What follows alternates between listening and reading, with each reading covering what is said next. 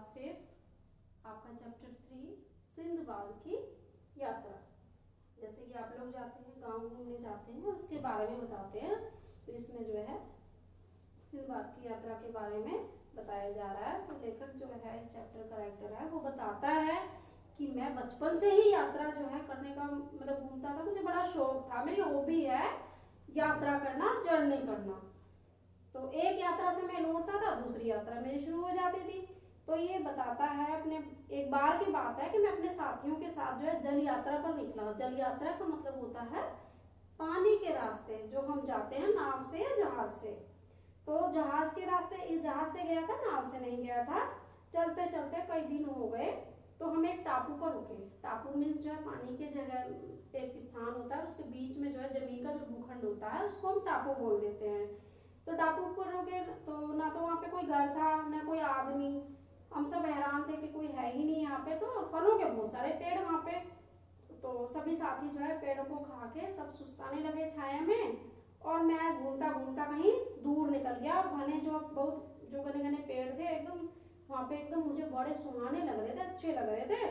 तो मैं वहाँ पर सुस्ताने लगा और न जाने मेरी कब वहाँ आंख लग गई और मैं वहाँ पर सो गया। जब मेरी आंख खुली तो बहुत देर हो चुकी थी, और जब मैं आकर देखा तो जहाज तो था नहीं, सब लोग जा चुके थे। दौड़कर जो है मैं ऊंचे पेड़ पर चढ़ा तो देखा वहां पे तो सारी तरफ कुछ भी नहीं, समुद्र और पेड़ और कुछ नहीं। और मुझे दिखाई दे रहा था किसी जहाज का कोई नामो निशान नहीं था।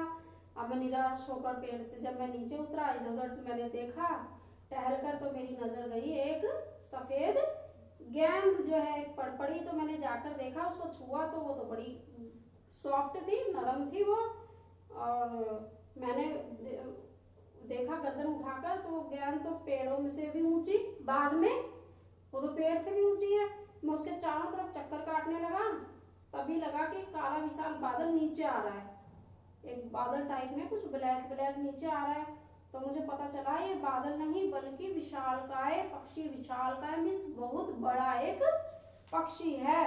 सफेद बड़ी गेंद वास्तव में वो उसका अंडा था, ना कि कोई बॉल थी। या वो डर गया एकदम। उस पक्षी का एक पैर मुझे दिखाई दिया, तो पैर क्या था, पेड़ का समझो, वो तो कोई एक तना दिख रहा था, जैसे क्योंकि तना हो पेड़ का।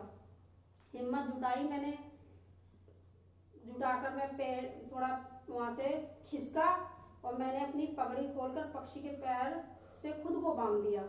जो पगड़ी बांधी थी पक्षी के पैर से बांध दी मैंने। इस टापू से निकलने का मेरे को और कोई रास्ता नहीं सूझ रहा था। जैसे ही सुबह हुई तो विशालकाय पक्षी एकदम उड़ा, तो मैं भी पैर से लटका तेज से एकदम मतलब आंधी में झूल रहा था एकदम, जैसे वो उड़ा मैं भी उसके साथ साथ। कुछ देर तक तो शायद होश ही खो बैठा मैं, न जाने पक्षी कितनी दूर उड़ा। और जब मुझे होश आया तो मैं जमीन पर बैठा था, और मैंने झटपट खुद को जब देखा, मैं उठा, खोला मैंने वहां से, तो पक्षी के नीचे खड़े होकर मैंने अंगड़ाई ली तो मैंने देखा एक विशालकाय सांप को निगल रहा था। वो पक्षी सांप को निगल रहा था अंदर। तो नीचे खड़े, तो डर के मारे मैं तो एकदम थर थर कांपने लगा। आसपास जो है ऊंचे जो है चट्टे पहाड़ और गहरी जो है खाइयां, ऊपर पहाड़ और नीचे देखें तो खाई, एकदम गहरे गड्ढे। दूसरी तरफ नजर दौड़ाई तो वे संकट की, फिर मुझे थोड़ी सी संकट की घड़ी में खुशी नजर आई। क्या खुशी, क्या खुशी उसको नजर आई कि नीचे खाई छोटे छोटे हीरों से भरी हुई थी। खुशी का वह पल शायद बहुत छोटा था, क्योंकि अब हीरों के साथ साथ बड़े बड़े सांप भी मुझे दिखाई देने लगे थे। वहां हीरे तो थे ही थे, सांप भी थे। सांप भी इतने बड़े कि एक हाथी को आराम से निगल सकते हैं, इतने बड़े सांप थे वो। मैं इधर उधर मैंने नजर दौड़ाई तो सामने एक छोटी सी फिर मुझे गुफा दिखाई दी। तो मैं हिम्मत जुटाकर मैं गुफा की तरफ चला गया। हाँफते हाँफते जब मैं गुफा में पहुंचा, डर के मारे मैं सो नहीं पाया वहां पे। सुबह की पहली किरण जब निकली, सुबह हुई, फिर मैंने हिम्मत जुटाई और मैंने गुफा के बाहर देखा तो बाहर काफी शांति थी। शायद वे जीव अपनी अपनी गुफाओं में सो रहे थे। मैं तेजी से आगे बढ़ा और मैं और कुछ सोच भी नहीं सकता था। मैंने जो है कि आदमी ऐसे हीरो को भी ठुकरा सकता उस समय, मतलब जो थे मैंने सब ठुकराया। मैं आगे भागता कि मेरी नजर इधर उधर बिखरे मांस के टुकड़ों पे पड़ने लगी। जैसे मैं भागा तो देखा मांस के टुकड़े भी इधर पड़े हुए हैं। मैंने तो सुन सुन रखा था कि व्यापारी हीरों की घाटी में मांस के बड़े बड़े टुकड़े फेंकते हैं। चीलें अपने बच्चों के लिए उन मांस के टुकड़ों को उठा जो है लाती हैं। वे व्यापारी उन चीलों को भगाकर मांस पर चिपके हीरे ले लेते हैं। ये एक सुनी हुई थी लेखक ने बात कि जो व्यापारी लोग होते हैं, मर्चेंट होते हैं, वो मांस जो है फेंकते हैं, चीलें वहां जाती हैं, मांस खाती हैं और मांस के साथ ही क्योंकि हीरे बहुत सारे पड़े हुए थे तो वो चिपक के वहां पहुंच जाते थे। इस तरह से वो हीरे ले लेते थे व्यापारी। पहाड़ी से मुड़ते ही मैंने कुछ दूर फिर मैंने देखा कि व्यापारी भी खड़े हैं वहां। तब जाके मैंने चैन की सांस ली जब मैंने उन व्यापारियों को देखा। वे भी मुझे देखकर एकदम हैरान रह गए।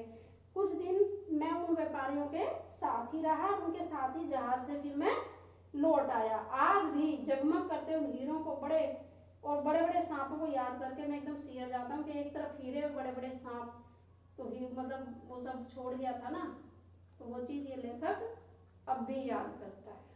ये आपका चैप्टर